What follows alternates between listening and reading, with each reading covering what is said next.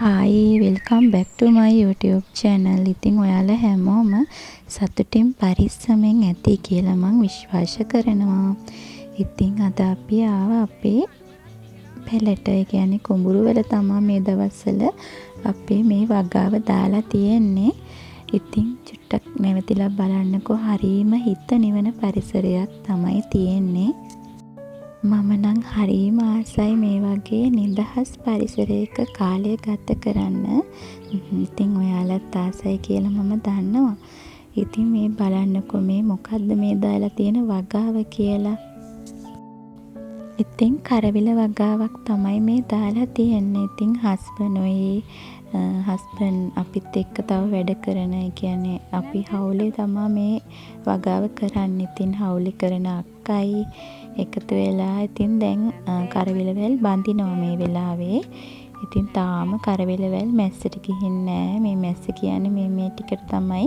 එතෙන්ට ගියපුවාම අපිට රිකිල් කඩන්න එහෙම ඕනෙත් නෑ, ගැට ගහන්න ඕනෙත් නැහැ.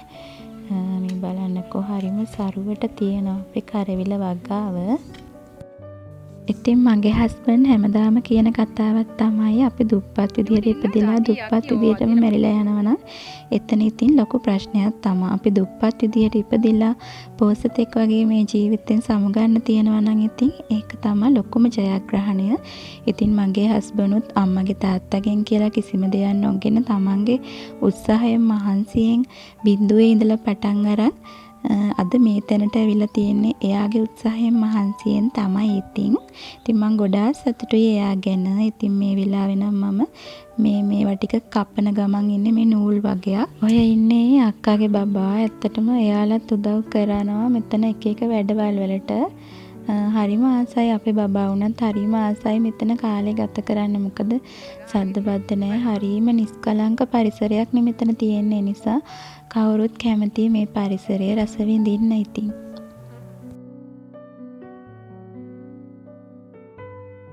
අපේ මේ හේනට එහා පැත්තෙන් තියෙන ඔයක්. ඉතින් දැන් නම් ලොකුවට වතුර නැහැ එතන. වතුර තියෙන කාලෙට ඉතින් මිනිස්සු ඇවිල්ලා නානවා. ඉතින් මමත් සමහර දවස්වලට බබා එක්කන් එනවා. ඉතින් නාන් ගන්න හරිම ආසයි යාලා මේ වගේ තැන්වල කාලේ ගත කරන්න.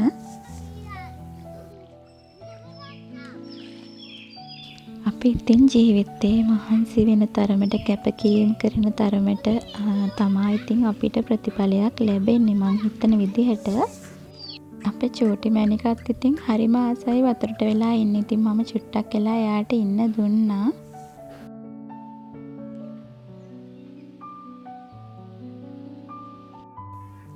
ඉතින් මේ පැලට වෙලා ඉන්නකොට හරිම නිදහස් බවක් දැනෙනවා. මොකද ගෙදර ඉන්නකොට ඉතින් එක එක වැඩනේ. ඒ නිසා පැලට වෙලා ඉතින් මෙහෙම ඉන්නකොට හරිම නිදහසක්, නිස්කලංක භාවයක් හිතට දැනෙනවා. ඒ වගේම ලොකු මානසික සුවයකුත් මට දැනෙනවා. ඉතින් දැන් කට්ටියම එකතු වෙලා තේ එක්කුත් බීලා දැන් ඉතින් හවස් වුණා. මේ වෙලාවේ නම් 5:00 විතර මට මතක විදිහට වෙලාව. ඉතින් අපි දැන් ගෙදර යන්න තමයි යන්නේ. ඉතින් මං අදට ගිහින් එන්නම්. ඔයාලා හැමෝම සතුටින් පරිස්සමෙන් ඉන්න. ඔයාලා හැමෝටම තෙරුවන් සරණයි.